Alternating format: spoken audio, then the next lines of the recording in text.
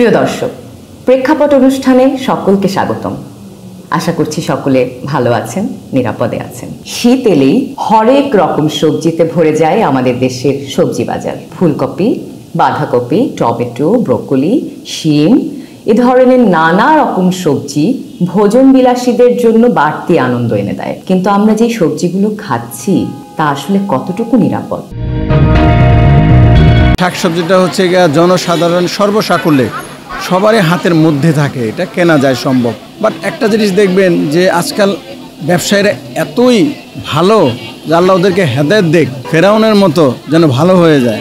চিন্তা করতে পারেন সবচেয়ে সস্তা যে খাবারটা শাকসবজি, সেটাও খাওয়ানো, ওটা বিষ খাওয়াচ্ছি, আর এটা বিকল্প তো আমাদের কিছু করার নেই। আগে যে আমরা খাইতাম সেটা ছিল ফ্রেশ শাকসবজি, এখন তো যারা বোনা কাটা করে তারা তো এইটাকে তো ওই জিনিস দেয়, ওই কীটনাশক দেয়, এগুলো দিয়ে তাড়াতাড়ি তারা বড় করে, ওইটা খাই তো মানুষের অসুখ বিসুখ হয়। অবশ্যই রাসায়নিক সার দিয়ে চাষ করা হয়, যেটা আসলে মানুষের জন্য ক্ষতিকর। আর তারপরেও আমরা তো খেতে হবে নাকি। বাংলাদেশে ফসলের সুরক্ষায় পেস্টিসাইড বা বালাইনাশকের ব্যবহার বেড়েছে উদ্বেগজনক হারে। দ্রুত ছড়িয়ে পড়া এই বিশ্বে নীল হচ্ছে পরিবেশ, মানুষ। প্রেক্ষাপটের ক্যামেরায় চলুন আমরা দেখে আসি নিজেরই অজান্তে কিভাবে আমরা প্রতিনিয়ত পান করছি বিষ। বেঁচে থাকার জন্য প্রয়োজন খাদ্যের। শিশু থেকে বয়স্ক সকলের খাদ্য তালিকায় থাকে পুষ্টিকর নানা রকমের খাবার। এসব খাবারের মধ্যে শাকসবজি সবারই প্রিয়। আমরা প্রতিদিন বাজার থেকে যেসব শাকসবজি কিনছি রসনা বিলাসের জন্য, তা কতটা স্বাস্থ্যকর, কতটুকুই বা নিরাপদ? তবে এটা একটা রাসায়নিক এবং এটা ক্ষতিকর রাসায়নিক, কারণ কীটটাকে তো সে মারার জন্য এটা কিন্তু দেওয়া হচ্ছে। তার মানে এই কীটটা কৃষকদের যদি সরাসরি সংস্পর্শে আসে, যেহেতু কৃষকরা এটা তাদের খেতে এটা ছিটাচ্ছে আর কি, তাহলে তারা যদি মাস্ক ব্যবহার না করে বা কোনো ধরনের প্রোটেক্টিভ ইকুইপমেন্ট ব্যবহার যদি না করে, তাহলে এটা তাদের শ্বাসতন্ত্রে ঢোকে, এটা তাদের চোখে মুখে ঢোকে, এটা তাদের ত্বকের সংস্পর্শে আসে। এর প্রত্যেকটা কিন্তু ক্ষতিকর। বিশেষ করে শ্বাসতন্ত্রে যদি যায় তাহলে সেখান থেকে এখানে ক্যান্সারের ঝুঁকি বাড়ায়। এটা রিপ্রোডাক্টিভ হেলথের উপরে প্রভাব পড়ে, এটা ত্বকের ক্ষতি করে, ত্বকেরও কিন্তু ক্যান্সার হয়। তো এই ধরনের নানা রকমের প্রভাব কিন্তু কৃষক যারা এই জিনিসটা সরাসরি খেতে দিচ্ছে তাদের কিন্তু প্রভাব পড়ছে। আর আমরা যারা ওই সবজিটা বা ওই ফসলটা, ওই ফলটা আমরা খাচ্ছি, তাদেরও ক্ষতি হচ্ছে, কারণ ইটস এ কেমিক্যাল। এটা যদি সেফ লিমিটের উপরে চলে যায় তাহলে হচ্ছে যে এটা আমাদের যে বডির কেমিক্যাল নেওয়ার যে ক্ষমতা, সেটা অতিক্রম করলে তখন আমাদের বডিও নানাভাবে ড্যামেজড হয়। বালাইনাশকের মাত্রাতিরিক্ত ব্যবহারের ফলে এই সবজি হয়ে উঠছে বিষাক্ত। প্রতিনিয়ত আমরা আসলে বিষ খাচ্ছি। রাসায়নিক বা কীটনাশক শুধুমাত্র খাদ্যের পুষ্টিগুণই ক্ষতি করতেছে না, এটি বৈজ্ঞানিকভাবে অনেক ক্যান্সার তৈরির জন্য দায়ী। ফসলের সুরক্ষায় বালাইনাশক বা পেস্টিসাইড ব্যবহারে এশিয়ায় বাংলাদেশের অবস্থান তৃতীয়। পরিসংখ্যান বলছে জলবায়ু পরিবর্তন সহ নানা কারণে ফসলের রোগবালাই বেড়ে যাওয়ায় গত 5 বছরে দেশে কীটনাশকের ব্যবহার বেড়েছে 81.5%। ধান, শাকসবজি থেকে শুরু করে ফলমূল, এমনকি মাছ চাষেও ব্যাপক হারে ব্যবহার হচ্ছে কীটনাশক। বাংলাদেশে কীটনাশকের ব্যবহার শুরু হয় 1953 সালে। সে সময় বোকার ফসল পোকায় খায় স্লোগানকে সামনে রেখে রাষ্ট্রীয় কর্তা ব্যক্তিরা কৃষকদের কীটনাশক ব্যবহারে উদ্বুদ্ধ করেছিলেন। উদ্দেশ্য ছিল কৃষি উৎপাদন বাড়ানো এবং খাদ্য নিরাপত্তা নিশ্চিত করা।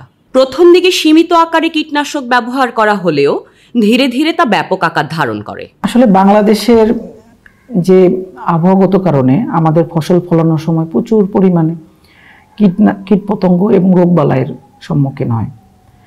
এই ফসলের সুরক্ষার জন্য কীটনাশকের ব্যবহার অপরিহার্য, বাট সঠিক নিয়মে, সঠিক সময়ে, সঠিক পরিমাণে কীটনাশকের ব্যবহারের মাধ্যমে আমাদের এটা মানুষের স্বাস্থ্যের ঝুঁকি কমানো সম্ভব। এবং সেই ক্ষেত্রে আমাদের ফার্মারদেরকে যেটা করতে হবে, তাদেরকে সঠিক সময়ে, সঠিক পরিমাণে, সঠিক নিয়মে এই কীটনাশকের ব্যবহার করতে হবে। কীটনাশক, বালাইনাশক যে হয়তো কিছুটা প্রতিরোধ করছে বালাইদেরকে, কিন্তু তার ব্যাপক হারে কিন্তু থেকে যাচ্ছে যে প্রোডাক্টের মধ্যে। এতে করে কিন্তু এই প্রোডাক্টটা যখন মানুষ কনজিউম করতেছে তখন কিন্তু খুবই মানে ক্ষতিগ্রস্ত জিনিস, বিশেষ করে বিষ গ্রহণ করতেছে সরাসরি যদি বলা যায়। কীটনাশক নিয়ে কাজ করা অলাভজনক আন্তর্জাতিক সংস্থা centre for agriculture and bioscience ইন্টারন্যাশনালের তথ্য অনুযায়ী 1972 সালে দেশে কীটনাশক ব্যবহারের পরিমাণ ছিল মাত্র 4,000 টন। এখন তা বেড়ে 40,000 টনে উন্নীত হয়েছে। অর্থাৎ 5 দশকের ব্যবধানে কীটনাশকের ব্যবহার বেড়ে 10 গুণ হয়েছে। 1960 সাল থেকে এই গত 40 বছর, 50 বছর, 60 বছর ধরে এই কাজগুলো করেছি। তো যত বেশি বছর ধরে করেছি এটার অভ্যাসটা তো তৈরি হয়েছে এবং এই অভ্যাসটা তো চেঞ্জ হতে সময় লাগে। আর এসব বালাইনাশকের অতিরিক্ত ব্যবহারের ফলে ক্যান্সার, স্নায়বিক এবং প্রজনন তন্ত্রের সমস্যা এবং অন্যান্য দীর্ঘস্থায়ী রোগ সৃষ্টি হচ্ছে আমাদের অজান্তেই। সাইলেন্ট কিলার হিসেবে এটা আমাদের বডি ড্যামেজ করে, যেটা হয়তো আমরা তৎক্ষণাৎ বুঝতে পারছি না, কিন্তু এটা লং টার্মে আমরা যে বুঝতে পারি যে আমাদের অনেক শরীর অকেজ হয়ে যাচ্ছে। বিশেষ করে ক্যান্সার এর একটা প্রধান কারণ হতে পারে সেটা হলো যে কেমিক্যাল আমরা যে খাচ্ছি। কেমিক্যাল শুধুমাত্র কীটনাশক থেকে খাচ্ছে না, কেমিক্যাল আমাদের অন্য খাবারের ভিতরে দেওয়া হচ্ছে। সো এটা একটা অ্যাগ্রিগেট প্রভাব আছে, যেটা কিন্তু আমাদের এই যে ক্যান্সার জাতীয় ডিজিজ বেড়ে যাচ্ছে যে আমাদের এখন, বা অন্যান্য এই টাইপের যে ডিজিজগুলো আছে সেটার যে ক্রমবর্ধমান বৃদ্ধি, সেটা কিন্তু একটা কারণ হতে পারে। বিশ্ব স্বাস্থ্য সংস্থার মতে প্রতি বছর পৃথিবীতে প্রায় 30 লাখ মানুষ কীটনাশক বিষক্রিয়ায় আক্রান্ত হয়, যার মধ্যে প্রায় 2 লাখ মানুষের মৃত্যু ঘটে। আমাদের দেশে আসলে প্রচুর কীটনাশকের ব্যবহার হয়, এটা একটা বড় মার্কেটও হয়ে গেছে এখন। তো আমরা যেটা দেখতে পাচ্ছি যে আমাদের কৃষক ভাইরা মানে তাদের সচেতনতার অনেক অভাব রয়েছে। কিছু কিছু ক্ষেত্রে কীটনাশক দরকার, পেস্টিসাইড এবং কখনো কখনো হার্বিসাইড আমরা ব্যবহার করে থাকি কৃষকরা, কিন্তু বাস্তবতা হচ্ছে যে কী পরিমাণ ব্যবহার করা লাগবে এটা সম্পর্কে তাদের ভালো প্রশিক্ষণ নাই। এটা একটা যেমন দিক, সচেতনতার অভাব আছে। আবার অনেক সময় কিছু আমাদের যেসব কীটনাশকগুলো রয়েছে সেগুলোর মানেরও কিন্তু সমস্যা আছে। কীটনাশকের সক্রিয় রাসায়নিক উপাদান শ্বাসনালী, চামড়া ও খাদ্যের মাধ্যমে মানবদেহে প্রবেশ করে স্বল্প মেয়াদে চোখে জ্বালাপোড়া, চুলকানি, অ্যালার্জি এবং দীর্ঘমেয়াদী ক্ষেত্রে কিডনি, হার্ট ও ফুসফুসের ক্ষতির কারণ হয়ে দাঁড়াচ্ছে এই পেস্টিসাইড। পেস্টিসাইড ব্যবহারের ফলে জন্মগত ত্রুটি, প্রজনন ক্ষতি, ইমিউনোটক্সিসিটি এবং বিকাশগত সমস্যার সম্মুখীন হচ্ছে মানুষ। ক্যান্সারে আক্রান্তদের 64%ই কৃষক। কীটনাশক স্প্রে করতে গিয়ে তারা এই রোগে আক্রান্ত হচ্ছেন। এই যে কীটনাশকগুলো আমরা ইউজ করি, এই কীটনাশকে অনেক বেশি রাসায়নিক থাকে যেগুলো আসলে কার্সিনোজেন, দ্যাট মিনস এগুলো ক্যান্সার তৈরির জন্য দায়ী। এগুলো নানানভাবে আমাদেরকে ক্ষতি করে বা প্রভাবিত করে। যেমন আমরা যে খাবার খাচ্ছি, এই খাবারের মাধ্যমে সেটি আমাদের শরীরে যাচ্ছে। তাছাড়া একজন কৃষক ভাই যখন এগুলো ফসলে স্প্রে করতেছে তখন সেটি ত্বকের মাধ্যমে শরীরে চলে যাচ্ছে। এছাড়াও এটি জিনের একটি মিউটেশন করে দিচ্ছে, যার কারণে এটি ক্যান্সার তৈরির অন্যতম একটি মাধ্যম হয়ে দাঁড়াচ্ছে। চিন্তার বিরতির জন্য একটু সময় তো চাই, তাই না? চলুন একটু সময় নিয়ে নিন। সম্প্রতি পেস্টিসাইড অ্যাকশন নেটওয়ার্ক এশিয়া প্যাসিফিকের এক প্রতিবেদনে উঠে এসেছে অনিয়ন্ত্রিত কীটনাশক ব্যবহারের কারণে বাংলাদেশ, ভারত, লাওস ও ভিয়েতনামে মারাত্মক স্বাস্থ্য ঝুঁকি তৈরি হচ্ছে। সবজি ও পানিতে আশঙ্কাজনক মাত্রায় পাওয়া যাচ্ছে বিষাক্ত উপাদান। এই প্রতিবেদনে বলা হয়েছে, গবেষণাধীন 4 দেশের মধ্যে সবচেয়ে বেশি কীটনাশকের উপাদান পাওয়া গেছে লাওসের খাবারে, যা 90% বেশি। তালিকায় দ্বিতীয় অবস্থানে ভারত। দেশটির প্রায় 74% খাদ্যপণ্যে বিষাক্ত উপাদান পাওয়া গেছে। এই হার বাংলাদেশের খাবারে 46%। এসব দেশে বিশেষ করে সবজি, চাল ও দুধে পাওয়া গেছে ক্ষতিকারক কীটনাশক।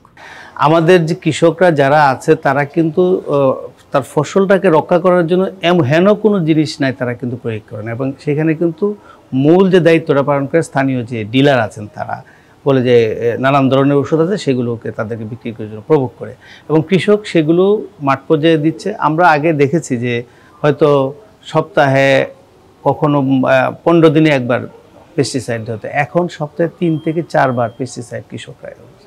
এতে যেমন ফসলের ক্ষতি হচ্ছে, ফসলের মধ্যে তার রেসিডু থেকে যাচ্ছে, যেটা যারা মানে যারা কনজিউমার আছে, ভোক্তা যারা আছে, তারা ক্ষতিগ্রস্ত হচ্ছে।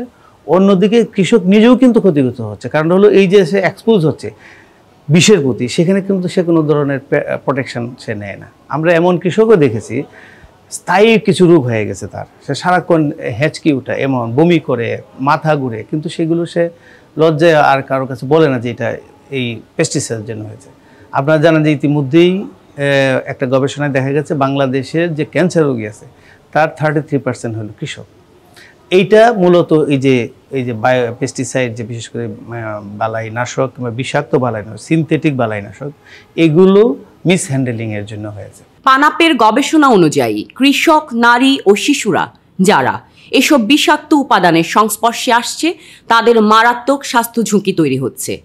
ফসল ও সবজিতে তো সরাসরি প্রয়োগ করা হয় এই বিষ, পরে তা বাতাসে ভেসে বৃষ্টির পানিতে ধুয়ে এবং মাটির সঙ্গে মিশে পানি ও পুরো বাস্তুতন্ত্র এমনকি ধুলিকেও বিষাক্ত করে তুলছে। সাপ্লাই সাইডটা যদি কন্ট্রোল না করা যায়, কারা এই কীটনাশকটা মার্কেটে আসলে দিচ্ছে এবং সেটা সেফ কীটনাশক কিনা, সেফ ইন এ সেন্স যেটা সেটা হচ্ছে যে কীট মরবে কিন্তু আমাদের কম ক্ষতি হবে, এরকম কীটনাশকই আমাদের দরকার। কিন্তু এখানে দেখা যাচ্ছে যে বিভিন্ন যারা সাপ্লায়ার আছে, যারা এটার ব্যবসা বাণিজ্যের সাথে জড়িত, কারণ এটা বিদেশি কোম্পানিগুলো অনেক সময় জড়িত, তাদের যে নানা রকমের মার্কেটিং স্টাইল আছে এবং তাদের নানা রকমের যে প্রভাব আছে, সেটা কিন্তু আমাদেরকে এখানে কার্যকরীভাবে এই যে সমস্ত সেটা রেগুলেট করে, তাদেরকে রেগুলেট করতে অনেক সময় তারা এনকারেজড হয় না আর কি। হ্যাঁ, আর আমাদের দেশের প্রতিষ্ঠানগুলো যেহেতু শক্তিশালী না এবং তাদের লোকবলের অভাব আছে, তাদের ট্রেনিংয়ের অভাব আছে, সর্বোপরি তাদের যে এই জিনিসটায় যে ক্ষতি হচ্ছে, তার নিজেরও ক্ষতি হচ্ছে, কারণ সেও তো বাজার থেকে সবজি কিনে এনে খাচ্ছে, তাই না? তো কিন্তু সে বুঝতে পারছে না, যে সে মনে করছে যে আমি এটাকে রিল্যাক্স করলে, আমি কিছু ঘুষ পাইলে, আমি কিছু অমুক পাইলে আমার তো সমস্যা হচ্ছে না, আমি তো খাচ্ছি না, কিন্তু ও কোন বাজার থেকে খাচ্ছে, এই বাজার থেকে কিনে খাবে। সো আলটিমেটলি তারও ক্ষতি হবে, কিন্তু সেই জিনিসগুলো আমাদের মেন্টালিটির ভিতরে নাই। যেগুলো আমরা জানছি যেগুলো স্বাস্থ্যের জন্য ঝুঁকি এবং স্পেসিফিক, এবং আমাদের তো কিছু প্রসেস প্রক্রিয়ার মধ্যে দিয়ে যেতে হয়, বিভিন্ন রকমের পরীক্ষা নিরীক্ষা করে সেগুলোকে বাস্তবতা দেখে আমরা তখন সেগুলো রিপোর্টগুলো পাই। টেকনিক্যাল কমিটি আছে, তারা আমাদেরকে সুপারিশ দেন, সেই অনুযায়ী আমরা সেগুলি ব্যান্ডও করেছি, বেশ কয়েকটা কিন্তু ব্যান্ড হয়েছে। পেস্টিসাইড এমন রাসায়নিক মিশ্রণ যা ক্ষতিকারক পোকা, আগাছা, ছত্রাক এবং অন্যান্য অবাঞ্ছিত প্রাণী দমনের জন্য ব্যবহৃত হয়ে থাকে। এছাড়া ফসলের ক্ষতি রোধ এবং ফলন বাড়াতেও সাহায্য করে। রুট হেলথ শক্তি বোরন জিঙ্ক প্লাস, যা একটি চারা গাছের বীজ থেকে সূচনা। পরের ধাপে থাকে অ্যাডভান্টেজ কীটনাশক সাকসেস, পেগাসাস, মিরাকুলান, বুস্টার। সাকসেস, যার গায়ে সতর্কতা হিসেবে বলা হয়েছে সবজিতে এই কীটনাশক ব্যবহারের 14 দিন পর্যন্ত কোনো সবজি খাওয়া যাবে না। মিরাকুলান, মানুষের গায়ে লাগলে তা প্রচুর পরিমাণ পানি দিয়ে ধুতে হবে, এমনকি চোখে লাগলে 15 মিনিট পানি দিয়ে ধুতে হবে এবং দ্রুত চিকিৎসকের কাছে যেতে হবে। পেগাসাস, ব্যবহারের আগে কৃষককে নিরাপত্তামূলক ইউনিফর্ম পরতে হবে। অ্যাডভান্টেজ, নাকে প্রবেশ করলে শ্বাসকষ্ট শুরু হয়, শরীরের কোথাও লাগলে 15 মিনিটের বেশি সময় পানি দিয়ে ধুতে হবে এবং দ্রুত চিকিৎসকের কাছে যেতে হবে। যখন গাছে ফুল ধরে, যখন শাকসবজিতে বা ফলমূলে ফুল ধরবে, ওই সময় কীটনাশকের ব্যবহার করা যাবে না, তাহলে উপকারী মৌমাছি সহ অন্যান্য কীটপতঙ্গ মারা যাবে। পাশাপাশি ওই ফুল আসার পরে যদি আমরা কীটনাশক ব্যবহার করি, এই রেসিডিউটা আমাদের শরীরে এই শাকসবজি বা ফলমূলে থাকতে পারে এবং আমাদের ক্ষতি করতে পারে। আবার ফার্মার যখন এটা ব্যবহার করবে, অবশ্যই তাকে ফুল হাতা শার্ট, প্যান্ট এবং তাকে মুখ গামছা দিয়ে, কোনো কাপড় দিয়ে বা মাস্ক দিয়ে ঢেকে রাখতে হবে, যেন তার শরীরের কোনো অংশের সাথে এই কীটনাশক বাতাসে ভেসে আসে স্পর্শ করতে না পারে। দেশের বিভিন্ন জেলা থেকে রাজধানীর কাঁচা বাজারে আসেন পাইকারি ব্যবসায়ীরা। কাউরান বাজার থেকে শাকসবজি ছড়িয়ে পড়ে ঢাকার বিভিন্ন এলাকায়, পাশাপাশি অনেকে খুচরাও কেনাকাটা করে থাকেন। এসব শাকসবজির উৎপাদন প্রক্রিয়াতেই যে রয়েছে অনিয়ম, তা কতটা জানেন এখানে কেনাকাটা করতে আসা ক্রেতারা? যত তাড়াতাড়ি হইব তত দাম পাইব, এখন তো দাম পাইতেছে, কথাটা বুঝছেন? আর আগে দেখেন না কত মজা লাগতো, কোনো সার মার দিত না, কোনো দিত না, এখন তো সার মার দেয়, এখন খুব ভালোই লাগে না খাইতে। হাইব্রিড জিনিস তো বর্তমানে এভাবে 45 দিন 50 দিন 2 মাস এর ভিতরে উৎপাদন হয়। বর্তমান সবজি 80% সবজি আপনার হাইব্রিড।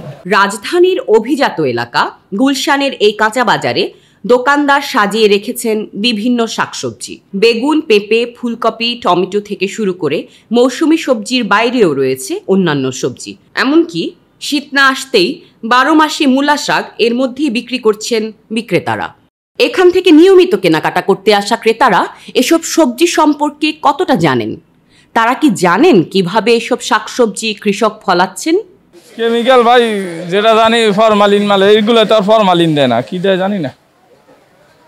ওই রং কাপড় চুপুরের জন্য কেমিক্যালের জন্য বানাইছে ফরমালিন, ওইটা আমরা খাইতেছি এখন। সবুজ শাকসবজির মধ্যে মনে হয় বিষ, কাঁচা যেগুলো এগুলোর মধ্যে মনে হয় বেশি করতে পারে না, আমার ধারণা যেটা আর কি।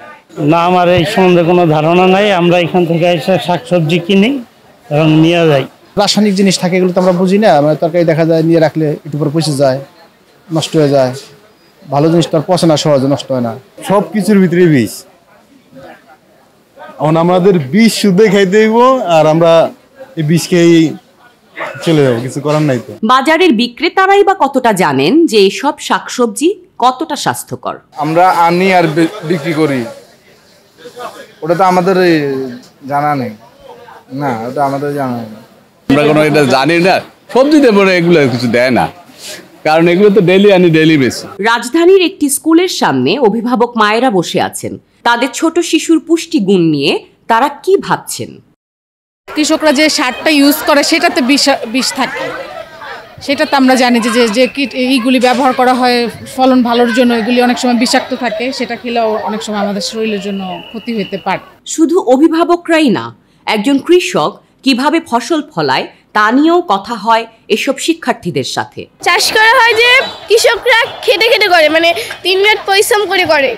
কীটনাশক তো অনেক করে মানুষের বডিতে, সাইড ইফেক্ট আছে এটা অনেক। এটা ক্ষতিকরও আছে আবার ভালো দিকও আছে। যেমন মাটিতে বিভিন্ন পোকা থাকে, ওই পোকাগুলি ফসল নষ্ট করে ফেলায়, এই জন্য কীটনাশক দেওয়া হয় যাতে পোকাগুলি মরে যায়, ফসল ভালো থাকে। বেশি পরিমাণে কীটনাশক প্রয়োগ করলে এটা তো ক্ষতিকর হবেই, কারণ এটা আমরা সবাই খাই, বড় ছোট সবাই খায়, বিশেষ করে ছোটদের ক্ষতি হয়। কৃষকরাই বা কতটা জানেন এসব বালাইনাশকের অতিরিক্ত ব্যবহারের ক্ষতি সম্পর্কে? অতিরিক্ত বালাইনাশক ব্যবহারের ফলে সবজি যে বিষ হয়ে যাচ্ছে তা এখন আর কোনো গোপন বিষয় নয়। এ নিয়ে সেমিনার হচ্ছে, বিশেষজ্ঞরা নানা রকম পরামর্শ দিচ্ছেন, কিন্তু মানুষের নিরাপদ সবজি প্রাপ্তির নিশ্চয়তা কেউই দিতে পারছেন না।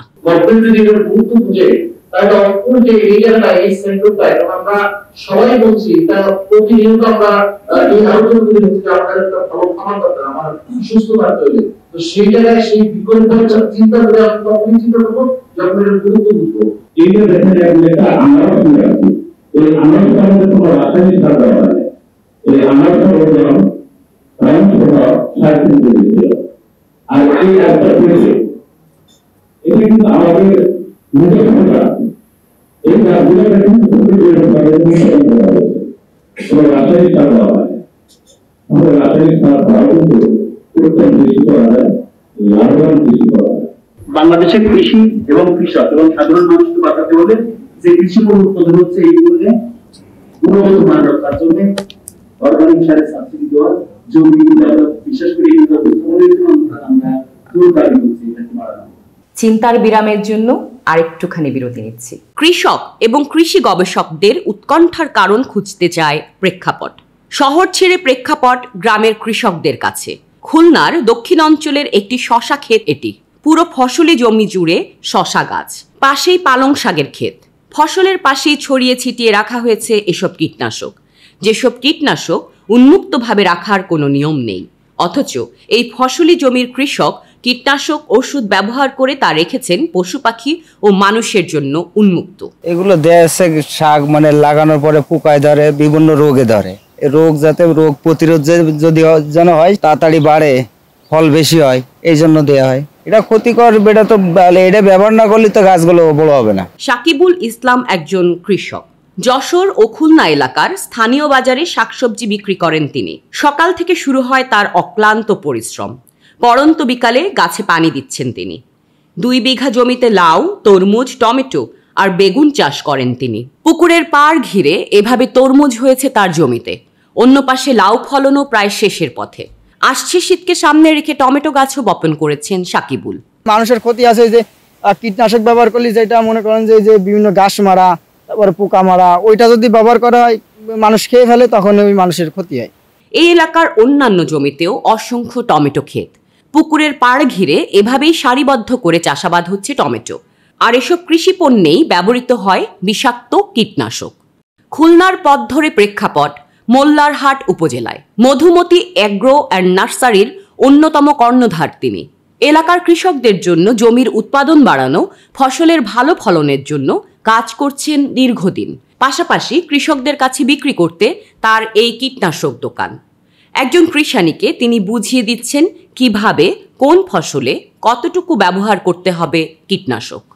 এখানে আসছে তোমার 12 টাকা, এখন ধরলাম 10 টাকা, আর এখানে হলো 8টা, 20 টাকা ধরলাম, ঠিক আছে। ছোট ছোট চারা গাছ এভাবেই পরিচর্যা করা হয় প্রতিদিন। প্রথমে বীজ বপন করা হয় এই প্রেলটিতে। মাটিতে বপন করার উপযুক্ত হলেই বিক্রি করা হয় স্থানীয় কৃষকদের মাঝে। গ্রাফটিং টমেটো চারা এটি। বেগুনের চারাতে হবে টমেটো। এটা হচ্ছে একটি গ্রাফটিং চারা।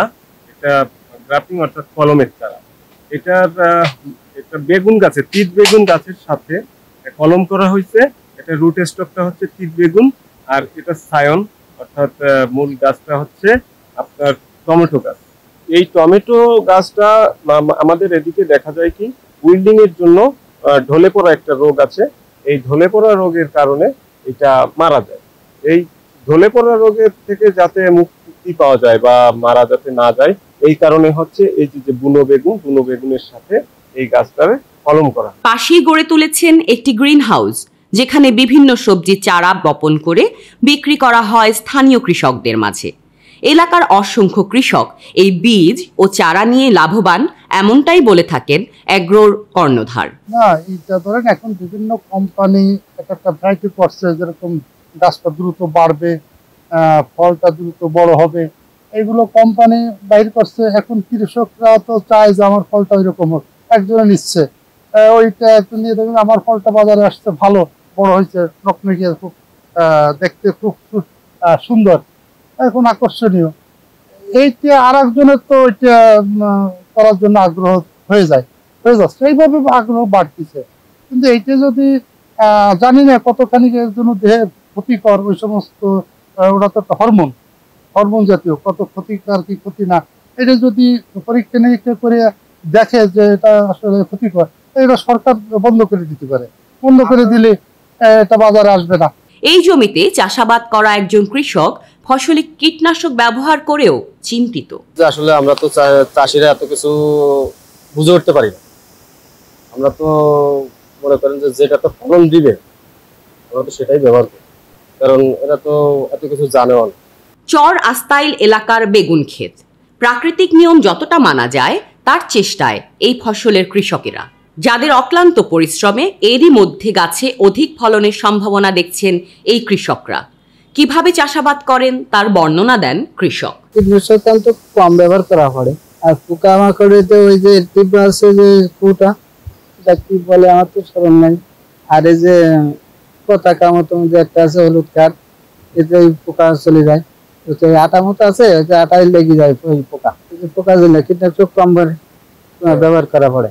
এই ক্ষতির জন্য হলো ব্যবহার করা কম পড়ে, তো মানুষের ক্ষতি হয়। ফলন কীট পতঙ্গ মুক্ত রাখতে গাছের উপর লাগানো হয়েছে আঠালো ফাঁদ। সবুজ পাতা আর ফলনে পোকার হাত থেকে বাঁচতে এই উদ্যোগ। গাছে এর মধ্যেই ফুল আসতে শুরু করেছে। পাশেই আরেকটি ফসলের ক্ষেতেও দেখা যায় বেগুনের গাছ, যেখানে ব্যবহার করা হয়েছে এসব কীটনাশক। মোসলেম একজন কৃষক, তার জমিতে এরই মধ্যে দেখা দিয়েছে দুশ্চিন্তা। ধানে কীটের আক্রমণ নিয়ে তার ভাবনা, কিভাবে তিনি তা দূর করবেন। কিন্তু এখন যে পোকা লেগেছে, এতে করে দেখা যাচ্ছে যে কীটনাশক ব্যবহার বেশি করা লাগবে, এত ধান ঠেকা রাখতে পারবে, শরীরের ক্ষতি হয়, কিন্তু সীমিত দিই এই যদি, কিন্তু এখন তো দেখছিস তো কীটনাশক ব্যবহার করাই লাগবে। দেশের প্রান্তিক কৃষক ফসলে না জেনে না বুঝে কীটনাশক ব্যবহার করছেন।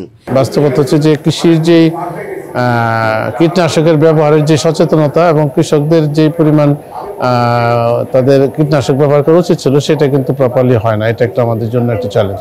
মানুষের জীবনের জন্য কতটা ক্ষতিকর এসব বালাইনাশক? সাধারণত নিয়ম হলো যারা পেস্টিসাইড ব্যবহার করে, বিশেষ করে যারা বিক্রেতা, যারা কৃষক, তাদের কিন্তু প্রতি মাসে সিজনে প্রতি মাসে তাকে ওই একটা ফাইটোটক্সিসিটি টেস্ট আছে, যে কোলিন এস্টারেজ টেস্ট। টেস্টটা খুবই সহজ এবং সস্তা, কিন্তু আইনে আছে যে করতে হবে, কিন্তু আইনের বাস্তবায়ন কিন্তু মাঠ পর্যায়ে নেই। এবং এটা এবং স্বাস্থ্যকর্মীরাও জানে না যে এটা করতে হয়। কৃষি তো আসলে স্বাস্থ্যের সাথে যেহেতু সম্পর্কিত না, ফলে এইটা কিন্তু যদি অন্তত নিয়ে আসতে হতো, মানুষ যে ক্ষতিগ্রস্ত হচ্ছে সেই ক্ষতিগ্রস্তের মাত্রাটা কিন্তু বুঝতে পারতো, মানুষ কিন্তু সচেতন হতো। কীটনাশক ব্যবহার হবে কি হবে না এ নিয়ে চলছে আলোচনা এবং বিতর্ক। এর কি কোনো বিকল্প গবেষকরা বের করবেন? ফসলের জমি কমছে, চাহিদা মেটাতে বাড়ানো হচ্ছে উৎপাদন। খাদ্য ঘাটতি কমাতে অধিক ফলনে ব্যবহৃত হচ্ছে মরণ বিষ, আক্রান্ত হচ্ছে কৃষক। পুষ্টির বিপরীতে সাধারণ মানুষ আক্রান্ত হচ্ছেন নানা ধরনের মরণ ব্যাধি রোগে। পরিত্রাণের উপায় কি? এখানে যেটা হতে হবে যে আমাদের যে সমস্ত আইন কানুন আছে, লিগ্যাল টুলস আছে, এবং সেই লিগ্যাল টুলস আইন কানুন বাস্তবায়নের জন্য যে সমস্ত আমাদের প্রতিষ্ঠান আছে, সেই প্রতিষ্ঠানগুলো যদি ফাংশন করে, এমনি সাধারণকে সচেতন করতে হবে। শিক্ষা প্রতিষ্ঠান, রিলিজিয়াস ইনস্টিটিউশন সহ যে সমস্ত জায়গা আছে, সেই জায়গাগুলোতে ভালো করে বলতে হবে যে লোক, খাদ্য তো খাদ্যই, তার মানে সেটা যদি বিষযুক্ত হয়, কীটনাশক কেমিক্যাল যদি বেশি দেওয়া হয়, তাহলে এটা টাইপ অফ বিষযুক্ত হয়ে যাচ্ছে, তাহলে সেটা কিন্তু আমাদের বডিকে ক্ষতিগ্রস্ত করবে। এখন না বুঝলেও 2, 4, 5, 10 বছর পরে বোঝা যায় যে এটা রিফ্লেক্টেড হচ্ছে, সেটা আমরা দেখতে পাচ্ছি। তাহলে এটা ব্যাপক একটা সচেতনতা দরকার আছে। সবুজ বিপ্লব কি তবে ভয়ঙ্কর পথে হাঁটছে? বাঁচতে হলে খুঁজতে হবে সমাধান, তবেই বাঁচবে আমাদের জীবন, আমাদের কৃষি, বাঁচবে বাংলাদেশ। নিরাপদ খাদ্য নিশ্চিত করা রাষ্ট্রের দায়িত্ব, তবে রাষ্ট্রের পাশাপাশি জনসচেতনতাও বাড়াতে হবে।